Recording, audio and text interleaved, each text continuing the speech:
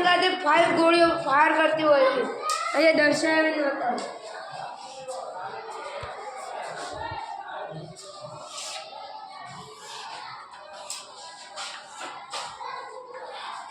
શું નામ છે બંદૂકનું? શોટગન 5.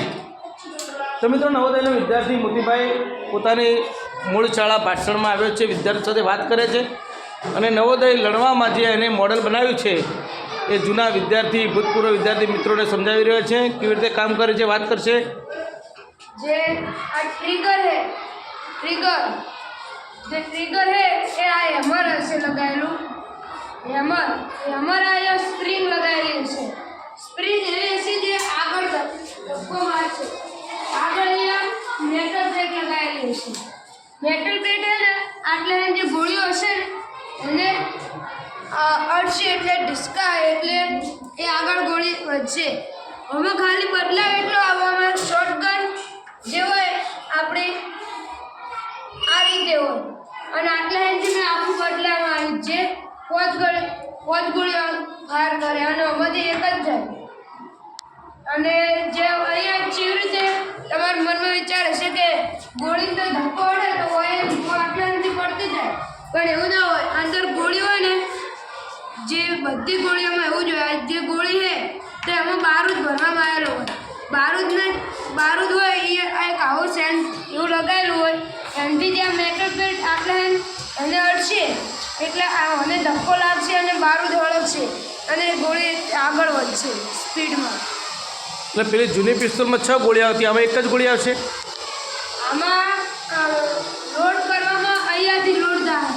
અહીંયા એક ખુલ્લું કરવામાં આવ્યું છે જે અહીંયા અંદર આવશે એટલે જે અંદર ખોખા પડ્યા હશે આટલો ભાગ અંદર પડ્યો રહે. આખી બધી ફાયર ના થાય એની ગોળી, આટલો ભાગ જ જાય એટલે આટલો ભાગ પડ્યો રહે એટલે હરી ગોળીઓ અંદર જોવામાં આવશે એટલે હરી પડતી જાય. અને એવું કહેવામાં આવ્યું છે, સરે એમ કીધું છે કે આગળ આ ભવિષ્યમાં આર્મીમાં ઉપયોગ કરવામાં આવશે. એટલે આપણી જૂની જે ગન હતી એમાં આપણે 6 ગોળી ફાયર કરતા હતા, આમાં એક જ ગોળી ફાયર થશે કે 6 ગોળી વધારે ગોળી ફાયર થાય?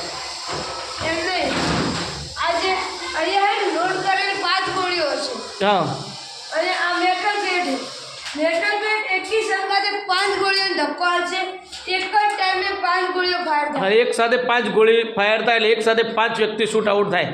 5 જણાને મારવા દે એક જ મારી શકાય. અથવા એક ગોળીથી કોઈ દુશ્મન પેલો બચી જાય તો ઉપર 5 ગોળી જે આપણે છોડતા હતા બોર્ડર ઉપર એની જગ્યાએ એક જ સાથે 5 છૂટે તો સામે દુશ્મનને બચવાની શક્યતા ઓછી રહે. એવું છે.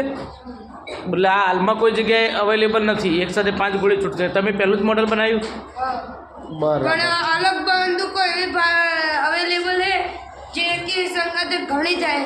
જેમ કે આપણે મશીન ગન છે, મશીન ગનમાં પણ વારા ફરતી એક સ્પીડમાં જતી હોય, પણ આ તો એમાં ટ્રિગર દબાવવું પડે. મશીન ગનમાં ધાસ એમ ટ્રિગર દબાવો જ રાખવું પડે.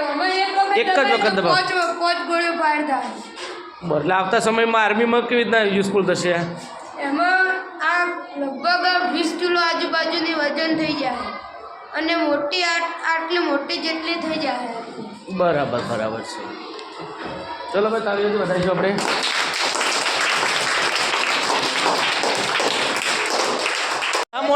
આ મોડલ તમે કેમ પસંદ કર્યું, બીજું કોઈ મોડલ પસંદ ના કર્યું? જેમ કે હું વિચાર કરતો હતો કે આવી રીતે કેવી રીતે ગન બનાવી શકાય, કેવી રીતે થશે. એમાં તો વિચાર આવ્યો શોટગનનો. મેં વિચાર લીધો. પહેલાં તો મેં સૌથી અલગ બનાવી હતી જે 10 ગોળીઓ એનો વિચાર આવ્યો હતો, પણ પછી સરે સલાહ આપી કે આ બહુ વજનવાળી થઈ જાય, મટીરિયલ બહુ ઉપયોગ થાય અને બધો ખર્ચો બહુ થાય એક ગન પાછળ. ભાઈ એના પછી આઈડી ગન બનાવી એટલે આઈડી ગનથી સરે કીધું આ બની શકે. બરાબર. અને તમને આર્મી પ્રત્યે કેવી લાગણી છે જેથી કે તમને આ થયું?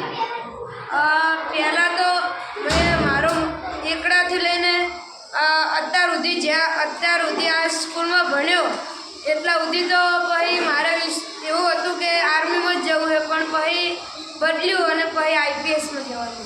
સરસ. Very good. Congratulations and best wishes.